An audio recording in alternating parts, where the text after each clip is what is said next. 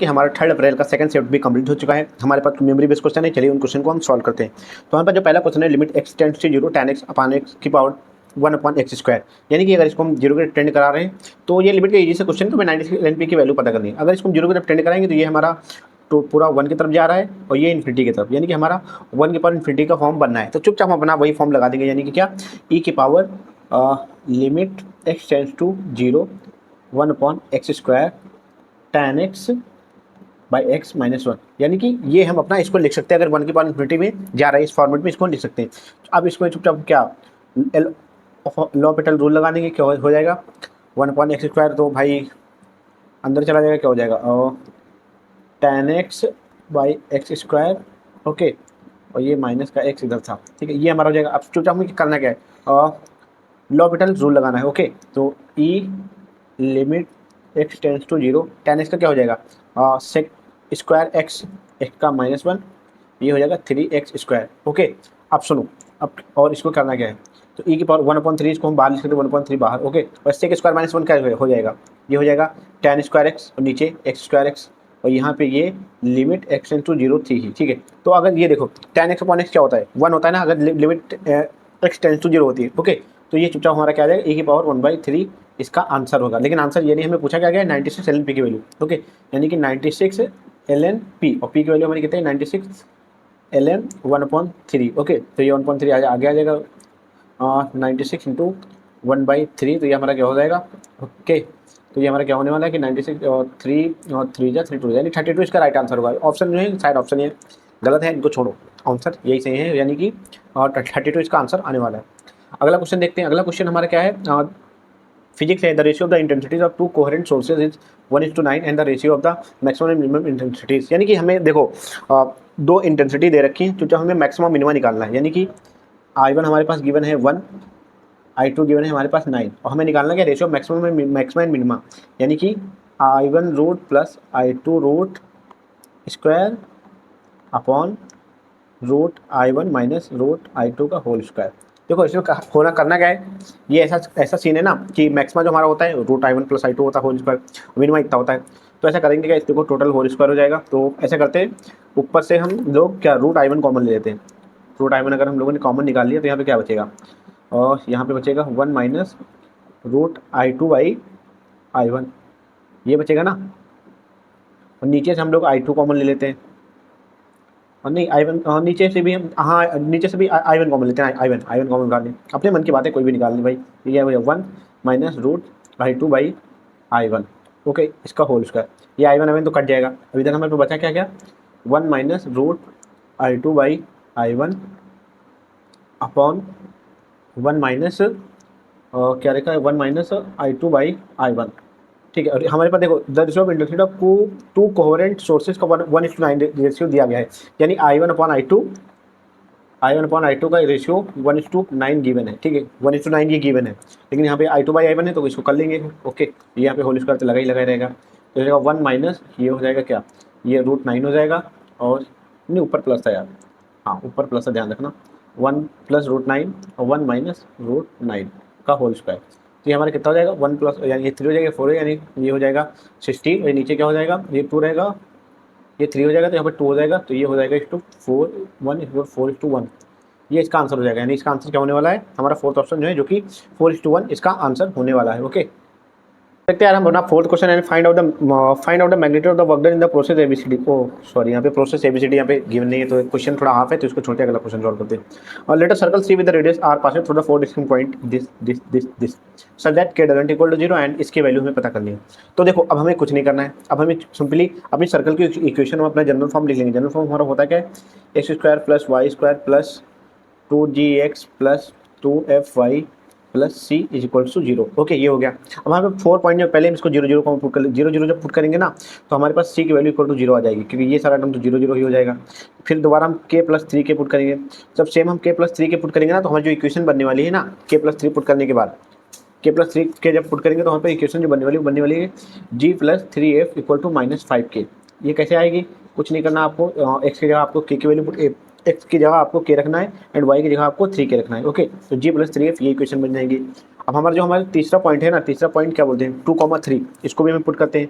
2,3 को इसको हम पुट करेंगे सेम सिर्फ इक्वेशन में आपको पुट करना है। ओके, इक्वेशन में जब पुट करेंगे तो ये यहाँ से आते हैं 4G plus 6F equal to -13। Okay, ये हमारे पास आ गई इन दोनों की इक्वेशन, यानी कि ये हमारे पास इक्वेशन 1 बन गई, ये इक्वेशन 2 बन गई। ओके, इन ये दोनों हमारे पास इक्वेशन आ गई। यहाँ से हम किसकी G और F की वैल्यू निकाल सकते हैं। ओके, G एंड F की वैल्यू निकाल सकते हैं, और उसके बाद जो हमारा रेडियस होता है, रेडियस इक्वल होता है under square G square plus F square minus C। Okay, यहाँ से हम अपना रेडियस निकाल लेंगे। तो जब हमारे पास G और F की वैल्यू आ जाएगी, K की वैल्यू R की तो वैल्यू आ ही जाएगी, क्योंकि C की वैल्यू हमारे को पता है, G और F की वैल्यू पता है। ठीक है, जब ये तीनों वैल्यू हम निकालेंगे सिंपली इसको हम इसमें पुट कर देंगे और हमारा आंसर जो है वो 34 आ जाएगा। ओके, तो हमारा 34 जो है वो राइट आंसर होगा। इसमें करना कुछ नहीं, सर्कल की एक जनरल फॉर्म लेनी है जो कि हमारी होती है, ठीक है, उसको लिख देना है, फिर इन पॉइंट को सब्स्टिट्यूट करना है, -1,5 को सब्स्टिट्यूट करके एक इक्वेशन बनेगी, फिर उस इक्वेशन को इन दोनों के इक्वेशन को सॉल्व कर लेना, G, F और C की वैल्यू आ जाएगी, फिर उसको सिंपली इसमें R की वैल्यू में पुट कर देना, यहाँ से रेडियस निकल जाएगा, और फिर अपना जो रिक्वायर्ड आंसर है उसको हम 34 आ जाएगा वैल्यूज को। तो अगला क्वेश्चन है, in a resonance tube experiment at 1 in resonance is obtained at the two consecutive lengths L1 100 and L2 140. If the frequency of the sound is 400 hertz, the velocity of the sound. Okay, देखो हमारे पास ये resonance tube experiment दिया गया, वो 1 in से दिया गया है, जो कि कंसेक्यूटिव वे में होता है, फर्स्ट हार्मोनिक और सेकंड हार्मोनिक। ओके, यानी इसका मतलब क्या होगा, L2 माइनस L1 हमारे पास क्या हो जाएगा, λ/2। ठीक है, तो L2 अपना 140 हो गया, L1 हमारा 100 हो गया, equal to λ/2, that is lambda हमारे पास कितना, लैम्डा हमारे पास 80 आ जाएगा। ओके, लैम्डा हमारे पास क्या कितना आ गया, 80 सेंटीमीटर, जो कि होगा 0.8 मीटर। यहाँ पर लैम्डा पता चल गया। हमारे पास फ्रीक्वेंसी इक्वल टू क्या बोलते हैं, वेलोसिटी इक्वल टू क्या होता है, फ्रीक्वेंसी इंटू लैम्डा। तो फ्रीक्वेंसी हमारे पास कितने हैं, 400, और लैम्डा कितना है 0.8, तो भी हमारे पास कितना निकलने का है 32, यानी कि 332 मीटर पर सेकंड आने वाला है। Okay, I am right, because oh sorry यार, ये यहाँ पे हाँ 140, ओके 140 100 0.8 मीटर आ जाएगा। एंड एक बार क्रॉस चेक कर लेता हूँ क्वेश्चन, ये 0.8 ही मीटर आएगा, हाँ 40 सेंटीमीटर 0.8 मीटर है, 0.8 तो इससे मल्टीप्लाई करेंगे तो ये हमारा 322 मीटर पर सेकंड आने वाला है। वही मुझे लगा 32 कैसे आ सकता है यार। ठीक है, अपना चलिए अगला क्वेश्चन देखते हैं। अगला क्वेश्चन हमारा क्या बोलते हैं, अगला question, amount of magnesium is required to liberate 224 ml of H2 gas at STP when heated with HCl। देखो Mg HCl के साथ हीट कर रही है। ओके, तो क्या बनाएगी, MgCl2 प्लस H2, ये हमारे पास बनाने वाली है। ओके, पूछा गया है how much required to liberate, यानी कि ये हमारा 224 बनने वाला है, यानी इसके 1 मोल से ये बनना है, तो इसका मतलब जितने मोल इसके लगे होंगे उतने मोल Mg भी लगा होगा। देखते हैं, तो Mg कितना है, इसके H2 के मोल कितना होगा, 224 अपॉन 22.4, ये लीटर में रहेगा, तो इसको 10⁻³ करना पड़ेगा भाई, लीटर में कन्वर्ट करना पड़ेगा ना। ये हमारे कितना है, 0.01 मोल आ गया इसका, यानी इसका मतलब मैग्नीशियम का भी 0.01 मोल होगा। तो मैग्नीशियम रिक्वायर्ड वेट कितना हो जाएगा, वेट इक्वल हो जाएगा mole into its atomic weight, ये यानी कितना हो जाएगा, ये हो जाएगा हमारा इसको ग्राम में करेंगे तो 0.24 ग्राम आ गया, और मिलीग्राम में कन्वर्ट करेंगे तो 240 मिलीग्राम इसका आंसर आ गया। ओके, चलिए अपना नेक्स्ट क्वेश्चन यार, अपना नेक्स्ट क्वेश्चन हमारे पास क्या है, among scandium, titanium, magnesium and cobalt, calculate the spin-only magnetic moment in the +2 oxidation state of the metal having the highest heat of atomization। Okay, highest heat of atomization पता करना है, इसका मतलब इसका मैग्नेटिक मोमेंट ज़्यादा होगा, उसका highest heat of atomisation होगा। ठीक है, +2 में सबको कैलकुलेट करना है, तो स्कैंडियम का +2 क्या होता है, ये होता है 3d1। ओके, और स्कैंडियम सॉरी, और अगला हमारा क्या है, टाइटेनियम का +2, ये क्या होता है, ये हमारा होता है 3d2। ओके, यानी कि अनपेयर्ड इलेक्ट्रॉन की आपको मैं बात कर रहा हूँ। ओके, Mn+2 क्या होता है, Mn+2 में Mn+2 होता है हमारा 3d5 done. Okay, and another one कौन सा है भाई, Mn+2 एंड हमारे पास कोबाल्ट है। ओके, कोबाल्ट का +2 हमारे पास उसका क्या होता है, होता है 3d7। अनपेयर्ड इलेक्ट्रॉन, देखो मैग्नेटिक मोमेंट क्या होता है हमारे पास, म्यू इक्वल टू होता है √n+2। ओके, तो यहाँ से मैग्नेटिक मोमेंट जब हम सबका निकाल लेंगे तो मैग्नेटिक मोमेंट हमारा कितना निकलने वाला है, मैग्नेटिक मोमेंट हमारा इसका निकलने वाला है 1 बोर मैग्नेट्रॉन, इसका निकलने वाला है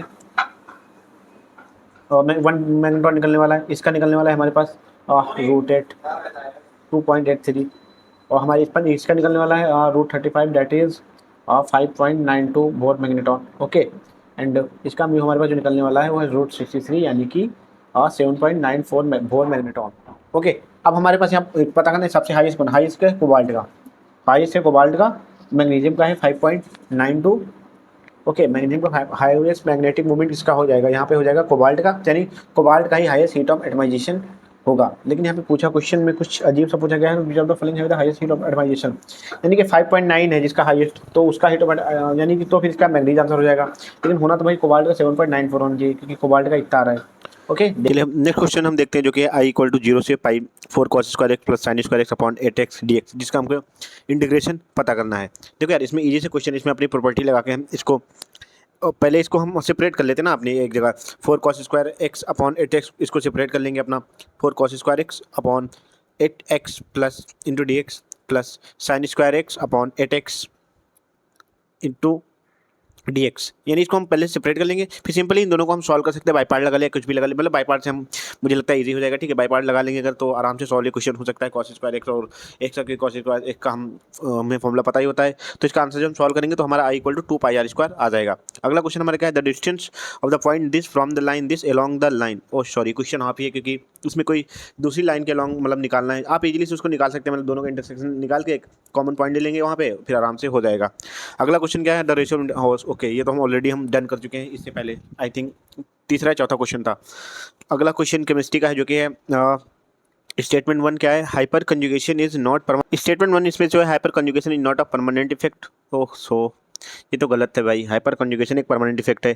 चलिए अपन भाई इसलिए बात पे दूसरा ऑप्शन देख लेते हैं। दूसरा ऑप्शन हमारा क्या है, दूसरा ऑप्शन है हमारा, in general greater the number of alkyl groups attached to the positively charge carbon time greater is the hyperconjugation interaction and stabilisation of the cation. हाँ ये बिल्कुल सही है, क्योंकि अगर जितने ज़्यादा अल्काइल ग्रुप लोग हैं उतना ज़्यादा कार्बोकैटायन स्टेबल होगा, तो उतने ज़्यादा हाइपर कंजुगेशन होंगे, तो पहला फॉल्स दूसरा ट्रू, ये हमारा करेक्ट हो जाएगा।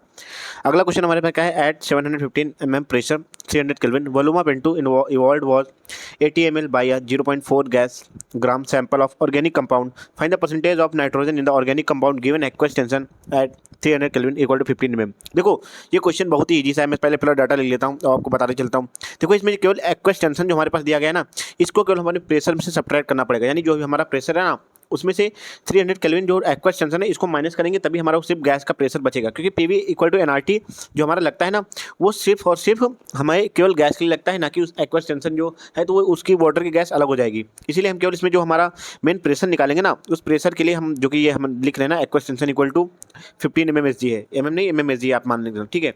तो इसमें जो हमारा एक्चुअल प्रेशर होगा वो total pressure minus aqueous tension, तब जाके हमारा ये पूरा का पूरा टोटल प्रेशर निकलेगा। यानी पीवी को एनआरटी जो यूज करते हैं इसमें हम अपना केवल गैस का प्रेशर यूज कर सकते हैं। तो प्रेशर इक्वल टू हमारा हो जाएगा 715 minus 15 equal to 700, that is 700 mmHg।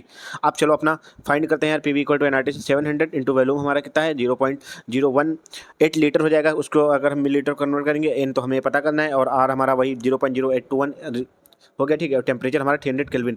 तो हम इसको सिंपली जब वैल्यू सॉल्व करेंगे तो हमारी इसमें से हम एन की वैल्यू निकाल लेंगे, फिर एन की वैल्यू जो हमारी आएगी वो आएगी 0.0284 ओके मोल। तो अब हम करेंगे क्या, हमें पता करना है यार, क्या हमें उसका पता करना है, अगर हमें मास पता करना है, देखते क्वेश्चन, अगर मास पता करना है तो सीधे मोलर मास से इंटू ये मोल्स कर देंगे तो हमारे पास अपना रिक्वायर्ड मास आ जाएगा। मोलर मास का N2 गैस का कितना होता है 28 ओके। मोलर मास हम लिख लेंगे अपना इसका हो गया 28, और 28 इंटू मोल कर देंगे तो हमारे पास रिक्वायर्ड जो आंसर, यानी हमका उसको एटॉमिक वेट, यानी उसका क्या बोलते हैं, सॉरी एटॉमिक वेट नहीं, उसका वेट ऑफ नाइट्रोजन निकालना है ना, तो वो आप आराम से निकाल सकते हैं 0.084 इंटू 28, जो कि हमारे पास आंसर आने वाला है 0.7952 ग्राम ओके। तो ये हमारा हो गया रिक्वायर्ड आंसर ऑफ इसका नाइट्रोजन का। अब हमें परसेंटेज ऑफ नाइट्रोजन निकालना है, तो भाई उस पर नाइट्रोजन का वेट, नीचे total weight of the sample into 100, easily से इसको कर लेंगे तो भाई आराम से आ जाएगा जो हमारा रिक्वायर्ड आंसर होगा ना, जो पेपर में आपका क्वेश्चन में आएगा। अगर ये आपने टिक कर दिया तो आपके भाई 4 नंबर तो पक्के 15.83 इसका आंसर आने वाला है, 15.83% इसका आंसर हो गया ओके।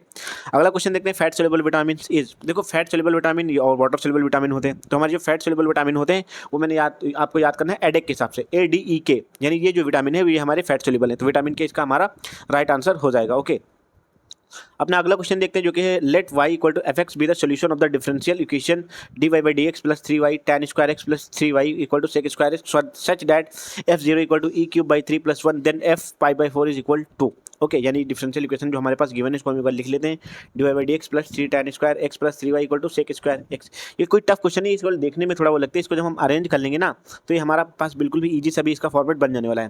जैसे हम sec स्क्वायर उधर करेंगे, ठीक है, उसके बाद 3 tan square x plus 3y, उसको भी उधर लेके चले गए तो 3 कॉमन लेंगे, फिर tan square plus x, tan square x plus 1 क्या होता है, हमारे पास सेक स्क्वायर एक्स होता है। देखो सेक स्क्वायर एक्स होता है, इसका मतलब क्या हुआ, हमारी जो कि पूरी की पूरी डिफरेंशियल इक्वेशन है वो एक में कन्वर्ट हो गई, यानी tan सेक का भी लफड़ा चल रहा, तो अब सीधे सीधे वो सेक में कन्वर्ट हो गई, यानी sec square x minus 3y sec square x. अब क्या करेंगे, अब इसको हम सेपरेट कर लेंगे, यानी सेक स्क्वायर का टर्म एक्स का टर्म एक की तरफ, वाई का एक की तरफ, divide by 1/3y equal to उधर हो जाएगा sec square x minus sec square d x. Okay, देखो जब ये हम कर लेंगे ना तो ये, सॉरी यहाँ पे गलती हुई है, सेक स्क्वायर एक्स और माइनस वाई, सेक वाई तो नीचे निकाले, ओके सेक स्क्वायर एक्स बचेगा, सही सही कर रहा हूँ। ओके, तो ये हमारा हो जाएगा 1/3 ln 1 माइनस 3y equal to tan x। इसको सॉल्व कर लेंगे, फिर अपनी वो इनिशियल वैल्यू प्रॉब्लम जो है उसको हम उसके अकॉर्डिंग उसको पुट कर देंगे, तो सी की वैल्यू निकल आएगी, फिर एफ पाई बाई 4 अपना निकाल लेंगे अपना। देखो देखो हमें करना क्या है, सी की वैल्यू निकालने के लिए एक कंडीशन है f0 इक्वल टू f0 रख देंगे y, ठीक है एक्स को, तो यहाँ से हमारी सी के टर्म वैल्यू निकल आएगी, फिर हम अपना इनिशियल वैल्यू प्रॉब्लम लगा के, यानी कि एफ पाई बाई 4 रख देंगे इस इक्वेशन में, तो हमारे चुपचाप एफ पाई बाई 4 की जो है वैल्यू वो आ जाएगी। एफ पाई बाई 4 की जो हमारे पास वैल्यू आ रही है वो है हमारी 1/3 1 plus 1/e³ F pi by 4 जो हमारे पास वैल्यू निकल के आएगी ना, वो क्या है हमारा 1/3 1 प्लस 1/e³। ओके, तो ये हमारे पास इसका रिक्वायर्ड आंसर हो गया, जो कि हमारा फोर्थ ऑप्शन इसका मैच कर रहा है। ओके, तो फोर्थ ऑप्शन अपना टिक कर देते हैं। ओके, चलिए अपना अगला क्वेश्चन देखते हैं। अगला क्वेश्चन हमारे पास क्या है, the mass of the magnesium required to produce 220 ml of hydrogen gas at STP on the reaction with excess of dilute HCl in given. Oh, ऐसा सिंपल, ऐसा सेम क्वेश्चन ऊपर भी अभी हम लोगों ने देखा है, लेकिन उसमें फ़र्क है, उसमें शायद थोड़ा सा फ़र्क था, जो कि H2 का थोड़ा क्या बोलते हैं वॉल्यूम कम थी, लेकिन मैं फिर भी ये सोल्यूशन शुरू करके दिखा देता हूँ, हो सकता है इसका डेटा ये हो। उस ऊपर शायद आई थिंक 200 ml थी, लेकिन फिर भी देख लेते हैं। देखो 1 मोल mg से हमारा 1 मोल हाइड्रोजन बनने वाला है। ओके, यानी कि जितने मोल हाइड्रोजन होगा उतने मोल हमारा mg होगा, तो हाइड्रोजन के मोल जब हम निकालेंगे तो हमारे कितना आएगा 0.00982 इसके मोल आ गए, यानी यही मोल हमारे mg के आ गए। अब हमें इसका मास पता करना है, तो चुपचाप इसको मोलर मास से डिवाइड मल्टीप्लाई करने के बस हमारे पास रिक्वायर्ड आंसर आ जाएगा, यानी mole into molar mass into मोल, ये करेंगे तो हमारे पास जो रिक्वायर्ड वेट होगा mg का वो हमारे पास चुपचाप निकल आएगा, जो कि हमारे पास कितना होगा 0.00982 इंटू मोल्स हमारे पास कितने हैं, मोल्स कितने हो गए, वेट हमारा 24 है, तो जब सॉल्व करेंगे तो हमारे पास आ गया 0.44 ग्राम, जो कि हमारा पहला ऑप्शन है, जो कि पहला ऑप्शन मैच कर जाएगा। ठीक है, अगला क्वेश्चन देखते हैं। अगला क्वेश्चन भाई हमारा IPSC का है, जो कि बढ़िया मतलब बेसिक सा क्वेश्चन है। अगर आपको ये पता है कि इसमें किसको प्रायोरिटी देनी है, इसमें अल्फाबेटिकल फॉर्म किसका चाहिए, तो अगर ये आपको पता है तो आप कर लेंगे, क्योंकि प्रायोरिटी हमारा हमेशा कार्बोक्सिलिक एसिड को दी जाती है जब तक सल्फोलिक एसिड ना हो। देखो ऐसे अपने नंबरिंग करेंगे, 3 पे ब्रोमो है, 2 पे हाइड्रोक्सी, 5 नाइट्रो, बेंजोइक एसिड या बेंजोइल कार्बोल्डिहाइड, बेंजोइल कार्बोक्सिलिक एसिड, ये भी हम लिख सकते हैं। तो मैं अपना बेंजोइन एसिड लिख देता हूँ। इसमें जो हमारे ऑप्शन दिए हुए हैं ना, ये ऑप्शन थोड़े से इनकरेक्ट है, क्योंकि 2 हाइड्रोक्सी उन्होंने छोड़ रखा है। देखो हाइड्रोक्सी ब्रोमो में हमें अल्फाबेटिकल ऑर्डर देख लेना है, बाकी तो आपको प्रायोरिटी ऑर्डर पता ही है। ब्रोमो हाइड्रोक्सी में अल्फाबेटिकल ऑर्डर क्या रहेगा, ब्रोमो का बी पहले आता है, इसलिए ब्रोमो हम लोगों ने पहले लिख दिया। बस ऐसे क्वेश्चन है, या इसके जो ऑप्शन है थोड़ा सा गड़बड़ है, तो ये ऑप्शन हम बाद में इसको देख के मतलब देख सकते हैं, मतलब ऑप्शन गड़बड़ हो जाते हैं यार। अगला क्वेश्चन भाई जो बाइनोमियल थ्योरम से है भाई, बड़े मज़ेदार क्वेश्चन है यार। 1 + x + x² की पावर 10 इक्वल टू 1, ये हमारे पास इक्वेशन गिवन है 1 + 1x a1x + a2x²। ठीक है, तो हमें और निकालना हमारे पास क्या है, फाइंड क्या करना है, a1 + a3 + a5 + a7 a9, यानी कि हमें एक एक टर्म गैप करके निकालना है, यानी सारे के सारे और टर्म हमें निकालने पड़ेंगे -11 a2, यानी ये जो मैं लिख रहा हूँ a1 + a3 + a5 + a7 dash a19 -11 a2, इसमें से हमें ये हमें फाइंड करना है। तो देखो इसको फाइंड करने के लिए हम सबसे पहले क्या करेंगे, जनरल टर्म लिख लेंगे 1 + x + x² की पावर 10 का। ओके, तो चलिए पहले हम जनरल टर्म अपना लिख लेते हैं, general term of the 1 + x + x² की पावर 10। ओके, 1 + x + x² की पावर 10, जो कि जनरल टर्म इसका हम लिखने जा रहे हैं, वो हमारे देखो परम्यूटेशन कॉम्बिनेशन आपने पढ़ा होगा ना, उससे आपको सॉल्व करके इजीली से निकलने वाला है।